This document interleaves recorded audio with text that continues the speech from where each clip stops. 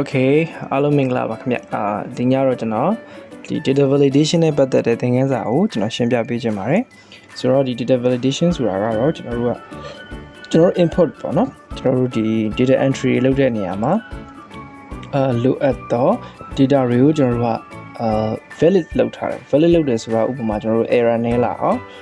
ကျွန်တော်တို့လိုချင်တဲ့ range ပေါ့နော် data range အတွင်းဝင်အောင်စသဖြင့်ပေါ့ data တွေကိုမပွားဘယ်လိုပြောမလဲအရင်ပွားမနေအောင်လုပ်တဲ့နေရာမှာface လုပ်တာပေါ့နော် data တွေ face လုပ်ထားတဲ့နေရာမှာသုံးတာဖြစ်ပါတယ်အဲ့တော့ data validation ဒီလွယ်ကူတယ်ပြီးတော့ကျွန်တော်တို့ဒီ exam မှာလည်း data entry လုပ်ရတာ smart data ဖြစ်သွားတာပေါ့နော်ဆိုတော့ဒီ data validation လုပ်ဖို့အတွက်အရင်ဆုံးကျွန်တော်ဒီမှာsample workbook file ရှိရဲအဲ့ဒါတော့ဒီမှာ category ရှိရဲ category မှာဒီမှာပြီးတော့ order date ပေါ့နော်ဒီပစ္စည်းတစ်ခုရဲ့ category ပြီးပစ္စည်းကို order လုပ်မဲ့ date ရှိမယ်ပြီးသူရဲ့ invoice number ပြီးရင်သူရဲ့ item name ပေါ့နော်ဒီပစ္စည်းရဲ့နာမည်ပြီးရင် description ပေါ့နော်သူရဲ့အသေးစိတ်ဖော်ပြချက်ရှိမယ်ပေါ့နော်ဆိုတော့အဲ့တော့ကျွန်တော်တို့ကဒီ data ကိုဒါ daily သွင်းရတာပဲဖြစ်ပေါ့နော် monthly သွင်းရတာပဲဖြစ်ဆိုကြပါစို့ဒီစာရင်းရှိမယ်အဲ့တော့ကျွန်တော်တို့ဒီ category မှာကျွန်တော်တို့ကcategory 4-5ခုဆိုရင်တော့ပြဿနာမဟုတ်ပါနဲ့အများကြီးဆိုလို့ရှိရင်ကျွန်တော်တို့ကလက်နဲ့ရိုက်ထည့်ရတာကြာလာလေးမှားတာတွေဖြစ်နိုင်တယ်ပေါ့နော်ဆိုတော့အဲ့ဒါကိုကျွန်တော်တို့ကအမှားလဲနည်းအောင်ဆိုပြီးတော့မှdata validation နဲ့ကျွန်တော်တို့စစ်ထုတ်ထားလိုက်မယ်ပေါ့နော် data ဆိုတော့ okay အဲ့တော့ data validation သုံးမယ်ဆိုရင်အရင်ဆုံး data validation သုံးမယ်အကွက်ကိုကျွန်တော်တို့အရင်ဆုံးရွေးလိုက်မယ်နော်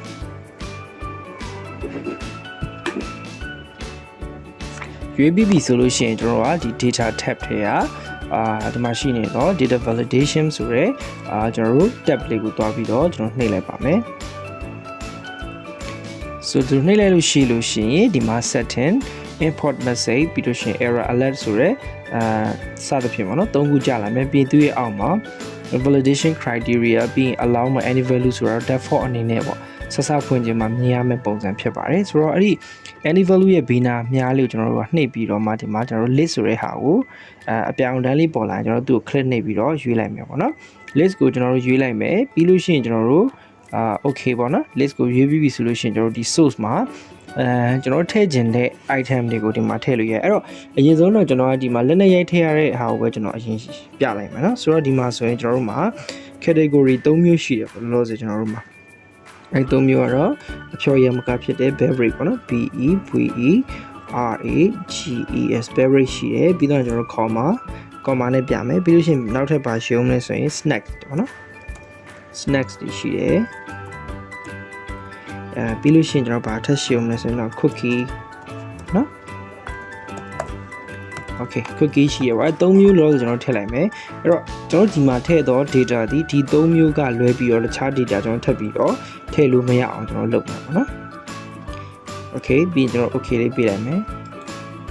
ရပြီဆိုလို့ရှိရင်ဒီမှာကျွန်တော် data validation ထည့်ထားတဲ့အတွက်ကြောင့်မို့လို့ကျွန်တော်တို့ရဲ့ဒီ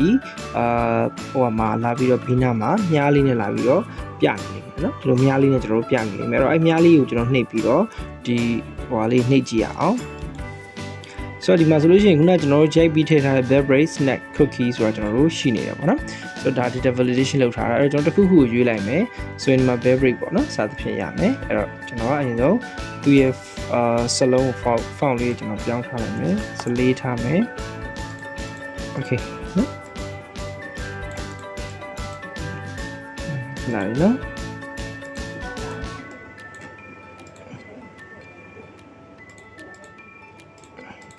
okay အဲ့တော့ကျွန်တော်ဒီမှာ beverage ဆိုကျွန်တော်ရွေးလိုက်တယ်အဲ့တော့ကျွန်တော်တို့က beverage မဟုတ်ဘဲနဲ့တခြားတစ်ခုခုကျွန်တော်ရိုက်လို့ရှိလို့ရှိရင်ဒီလိုမျိုး error ပြလိုက်မယ်ပေါ့နော်အဲ့ဆိုတော့ကျွန်တော်တခြားဟာထည့်လို့မရဘူးအဲ့တော့ category မှာရှိတဲ့3ခုသာကျွန်တော်တို့ထည့်လို့ရအဲ့တော့ထပ်ပြီးတော့ကျွန်တော်ကitem တွေပါထပ်ပြီးတိုးမယ်ဆိုလို့ရှိရင်ကြတော့ကျွန်တော်က identity validation နဲ့တွားပြီးတော့ဒီမှာထပ်ပြီးတော့ comma ခံပြီးရိုက်သွားလို့ရတာပေါ့နော်ဒါကတနည်းဖြစ်တယ်အဲ့တော့တနည်းဖြစ်တယ်ပြီးနောက်တဲ့တနည်းကိုကျွန်တော်ပြောပြပါမယ်ဒုတိယနေရာမှာကျွန်တော်ပြောပြမယ်နောက်ထပ်တနည်းကကြတော့ကျွန်တော်တို့ကနော်နောက်ထပ်တနည်းကကြတော့ကျွန်တော်ကြိုပြီးတော့ data တွေကိုထည့်ထားတဲ့နည်းဖြစ်တယ်ကြိုပြီးတော့ data တွေကိုထည့်ထားတဲ့နည်းဖြစ်တယ်နောက်ထပ် sheet တစ်ခုကျွန်တော်သွားတယ်သွားပြီးလို့ရှိရင်ကျွန်တော်တို့ကဘာလုပ်မလဲဆိုလို့ရှိရင်category တွေကိုကျွန်တော်ကြိုပြီးတော့ဒီမှာထည့်ထားလို့ရတယ်အဲ့တော့ဒီမှာ category GOR1 ပေါ့နော် category ဆိုရင်ကျွန်တော်ဒီမှာ ထည့်ထားလို့ရတယ်ဥပမာဆိုကြပါစို့ခုနဟာတွေပေါ့beverage ရှိမယ်ပြီးတော့လို့ရှိရင် snacks ပေါ့နော် snacks ရှိမယ်ပြီးတော့ရင် cookies ရှိမယ်ပေါ့နော်စသဖြင့်ဒီလိုကျွန်တော်တို့ကကြိုပြီးတော့ထည့်ထားလို့ရတယ်အဲ့တော့သူ့ကိုကျွန်တော်တို့ကဒီလိုလေးပေါ့နော် category ရဲ့အောက်မှာ beverage and snack cookie ဆိုပြီးရှိတယ်ပေါ့ဆိုတော့အဲ့တော့ကျွန်တော်တို့ကဒီမှာ data validation လုပ်မယ်ဆိုရင်ခုနအတိုင်းပဲ data ပြီးရင် data validation ပြီး any value ကျွန်တော် list ပြောင်းတယ်ပြီးရင် source နေရာမှာကျွန်တော်တို့က equal to ပြီးကျွန်တော်တို့ရဲ့ sheet နာမည်ဖြစ်တဲ့ sheet 3ကိုကျွန်တော်ထောက်လိုက်မယ်ပြီးသွားလို့ရှိရင်ဒီမှာဒီ3ခုကိုကျွန်တော်ရွေးချလိုက်ပြီးရင်ကျွန်တော်တို့ထည့်ထားတဲ့ဟာကိုရွေးလိုက်တာเนาะကျွန်တော်တို့ကဒီ category ထဲမှာဒီ3ခုရှိပါတယ်ဆိုပြီးသူ import ပေးလိုက်တော့ဒီလိုပုံစံဖြစ်သွားတာပေါ့เนาะရှိနာမည်ရဲ့သူကျွန်တော်ရွေးလိုက်တဲ့13ခုရဲ့ပေါ့เนาะအဲ့လိုမျိုးဖြစ်သွားတယ်ပြီးသွားပြီဆိုလို့ရှိရင်ကျွန်တော် okay နှိပ်လိုက်လို့ရှိရင်ဒီမှာလည်းကျွန်တော်တို့ဒီလို3ခုဖြစ်သွားတယ်ဆိုတော့ဒီမှာလည်းအပေါ်ကလက်နဲ့ရိုက်တာနဲ့အတူတူပဲဒါပေမဲ့ကြိုရိုက်ထားတာပေါ့ကြိုရိုက်ထားတဲ့အကြောင်းအရာကတကယ်လို့မြတ်နောက်ထပ်ဒီ category တွေထပ်ပြီးတိုးလာမယ်ဆိုရင်ကျွန်တော်တို့အဆင်ပြေအောင်အဲ့တော့ဟုတ်ပြီ category တိုးမယ်ဆိုရင်ကျွန်တော်နောက်ထပ်တစ်ခုထပ်တိုးတယ်ဆိုပါလို့မ coffee and tea ပေါ့နော် coffee and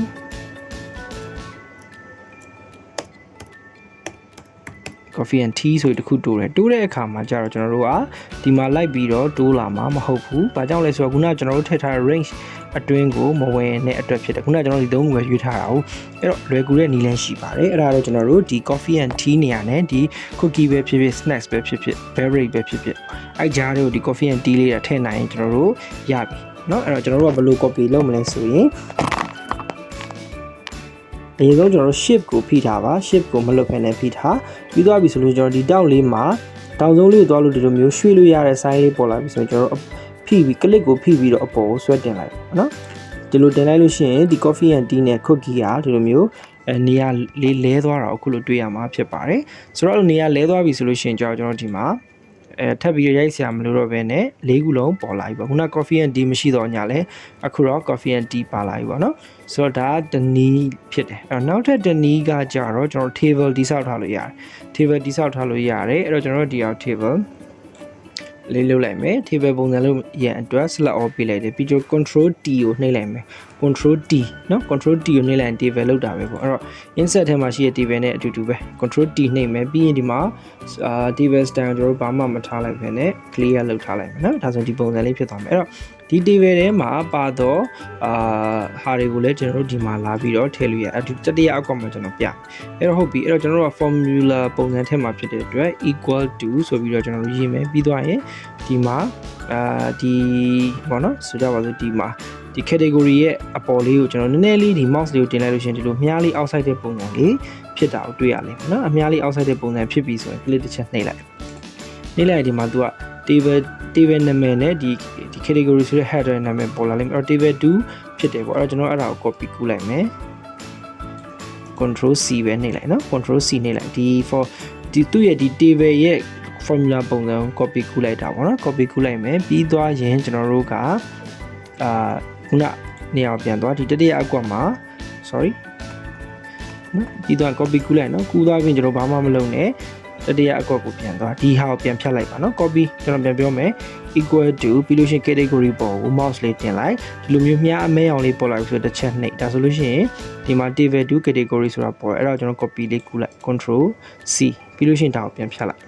နော်အဲ formula ပြန်ဖြတ်လိုက်ပြီးတော့မှဒီဘက်ကိုလ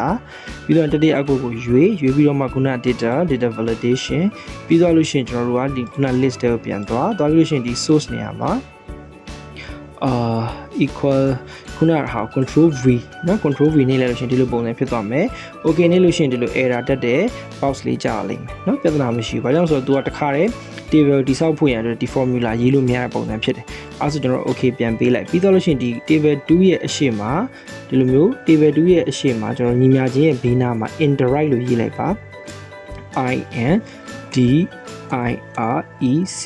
indirect ရေးပြီးလို့ရှိရင်ကျွန်တော်ခွင်းလေးစလိုက်မယ်ခွင်းလေးစပြီးွားရင်အဲခွင်းလေးရဲ့အထဲထဲမှာ table ရဲ့အပေါ်မှာကျွန်တော် decoration mark ရေးမယ်ပြီးသွားရင်ဒီ category ပြီးလို့ရှိရင် category ရဲ့အနောက်မှာဒီမှာ4000ခွင်းရှိတယ်အဲ4000ခွင်းရဲ့အနောက်ကိုလည်းဒီ decoration mark လေးကျွန်တော်ထည့်လိုက်မယ်ထည့်ပြီးတော့မှခွင်းလေးပြန်ပိတ်မယ်အဲဆိုဒီလိုပုံစံဖြစ်သွားလိမ့်မယ်နော် interact ခွင်းစာ decoration map table 2ဘယ်လိုပြောမလဲ bracket ပေါ့နော်4000ခွင်း category 4000ခွင်း decoration map ဆိုပြီးတော့ခွင်းလေးပိတ်လိုက်တယ် okay ရပြီဆိုရင်ကျွန်တော်တို့ okay နှိပ်လိုက်မယ်ဆိုရင်သူလည်းပဲဒီထဲမှာကျွန်တော်တို့ရသွားပြီပေါ့နော်ဆိုတော့သူကကြတော့နောက်ထပ် data ထည့်ခြင်းနဲ့ဆိုရင်ကျွန်တော်တို့စိတ်ကြိုက်ထည့်ဝါရုံပဲဘာမှ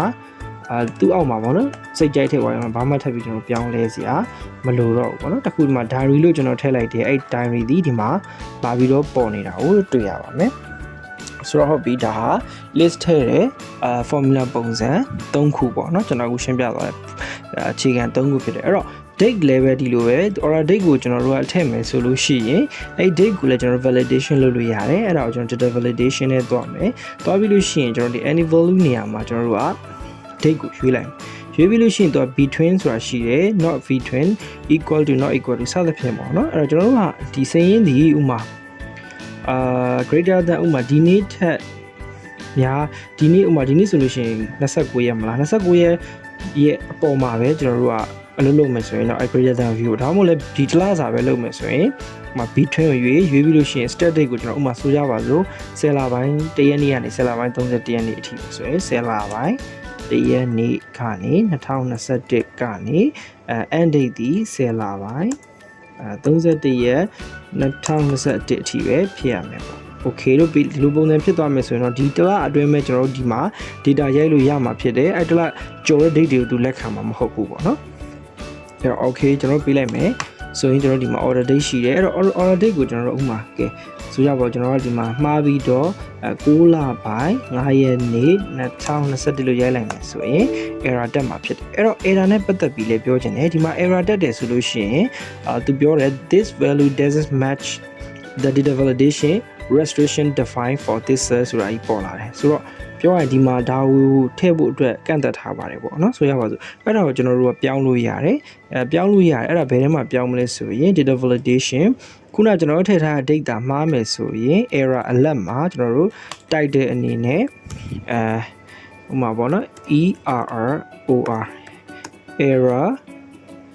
date ပေါ့ဆိုကြပါအဲ့လိုထည့်လိုက်မယ် error date ထည့်လိုက်မယ်เนาะတိုက်တဲ့ခေါင်းစဉ်က error date ဆိုပြီးပေါ်မယ် message ကတော့ please please import and put import ပြီးမှန်ကန်သောဆိုတော့ valid ပေါ့နော် valid date ပေါ့ okay မှန်ကန်သောရက်ကိုသာထည့်ပါဒါမှမဟုတ်လေ only ပေါ့နော် please import within WITHIN within October အတွင်းသာထည့်ပါ OCTOBE ဟုတ်တယ်နော် October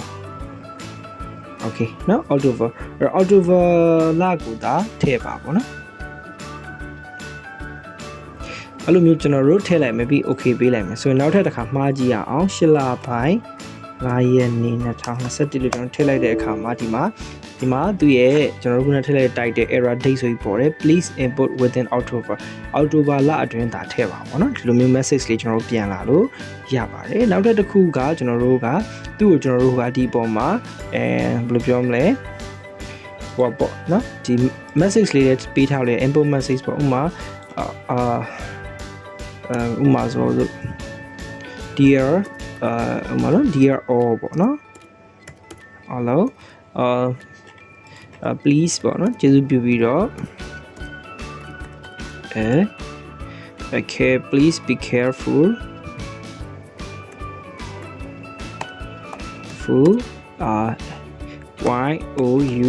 your input data ဆိုပါစို့ဒါသတိပေးစာလေးပဲဖြစ်ဖြစ်ပေါ့နော် message လေးတစ်ခုကျွန်တော်တို့ပေးထားလို့ရတယ်ဒီလိုပုံစံလေးကျွန်တော်ရေးထားမယ်ဆိုလို့ရှိရင်လည်းဒီပေါ်မှာသူကစာလေးအနေနဲ့ပေါ်နေလိမ့်မယ်နောက်ဒီအကွက်ကိုရွေးလိုက်တာမှာဒီစာလေးအပေါ်မှာပေါ်နေလိမ့်မယ်ဒီဘက်မှာလည်းထည့်လို့ရတယ်ဒီကျွန်တော်တို့ဒီမှာ order date မှာပြသွားတာပေါ့နော်ဒီမှာဆိုလို့ရှိရင် dear or please be careful your input data အဲ့တော့ data တွေခဏခဏမမအောင် alert ပေးတယ်ပေါ့သတိပေးတဲ့စာလေးကျွန်တော်ထည့်တာပေါ့နော် invoice number ကိုကြောက်ကျွန်တော်တို့နောက်ထပ် data validation မှာဘာလုပ်လို့ရတယ်လဲဆိုရင် any value ဆိုပြီးတော့ကျွန်တော်တို့ကဒီမှာ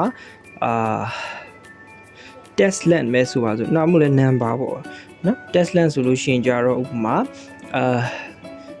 5လုံးပေါ့နော် between မထည့်ဘဲနဲ့ကျွန်တော် equal to ဆိုပြီးတော့နော် equal to ပြီးလက်နေမှာ5အဲ့တော့invoice number ဒီ9လုံးထက်ကျော်လို့မရအောင်ကျော်ရင်မှားတယ်လို့ကျွန်တော်သတ်မှတ်လိုက်မယ်ဆိုပါစို့ဒီလိုပုံစံဖြစ်သွားပြီဆိုရင် okay အဲ့တော့ကျွန်တော် invoice number ကဆိုရပါစို့ဒီ x ပေါ့နော်ဒါမှမဟုတ်0215စစ်ဖြစ်နေပြီဆိုတော့ဒါ invoice number ပေါ့ဆိုတော့သူလည်းပဲမှားတယ်ဘာကြောင့်လဲဆိုတော့ဒီမှာကျွန်တော်ထည့်တာဒီ1 2 3 4 5 6လုံးဖြစ်သွားတယ်အဲ့တော့ကျွန်တော်ကသူ့ကို9လုံးပဲဖြစ်ရမယ်ဒီလိုပုံစံဆိုရင်တော့မှန်တယ်ပေါ့နော်ဒီလိုမျိုးလဲ invoice number တွေကျွန်တော်လောက်ထားလို့ရတော့ item name ကတော့ဒီ category နဲ့နည်းနည်းဆင်ပါတယ်အဲ့တော့ category လိုပဲထည့်လို့ရတော့ description ကလည်းသူကစာပေါ့အတူကြောင့်လဲမှတ်ချက်ကအရင်အရှိကြီးမရေးဘဲနဲ့အတူပဲရေးလို့ရအောင် data validation မှာဒီခုန test length ကိုပဲကျွန်တော်တို့ကနော် equal to အလုံးဆိုတော့30လောက်ပဲပေးထားလို့ရတယ်အဲ့တော့ဘာတစ်ဖြစ်မှာနော်တစ်ခုပေါ့လေနော်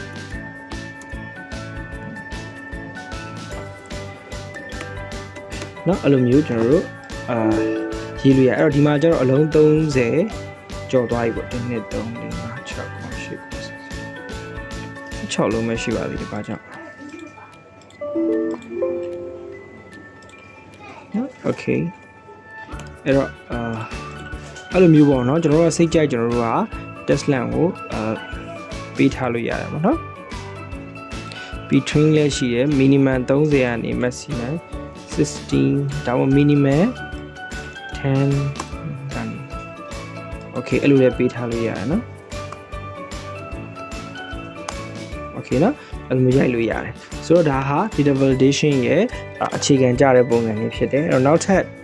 တခြားဒီ data validation နဲ့ပတ်သက်တဲ့ advanced တွေရှိနေကျွန်တော်ဆက်ပြီးတော့ပြောပြပါမယ်အဲ့တော့ဒါမှဒီလောက်သိရင်တော့ကျွန်တော်အားလုံးတော်တော်များများလုံလောက်ပါပြီဆိုတော့ကျွန်တော် data validation ကိုဘယ်လိုထည့်လို့ရတယ်ဘယ်လိုမျိုး import message သွင်းလို့ရတယ်အဲ့တော့အလက်ကိုဘယ်လိုမျိုးလုပ်လို့ရဆိုတော့အခုအားလုံးမနားလည်မယ်လို့ကျွန်တော်ယူဆပါတယ်ဆိုတော့ဒီ lesson လေးကိုကြည့်ပြီးအားလုံးမလဲလို့ကြည့်ပါအားလုံးကျေးဇူးအများကြီးတင်ပါတယ်ခင်ဗျနားမလည်ရှိနေကျွန်တော်ပြန်မေးလို့ရပါခင်ဗျ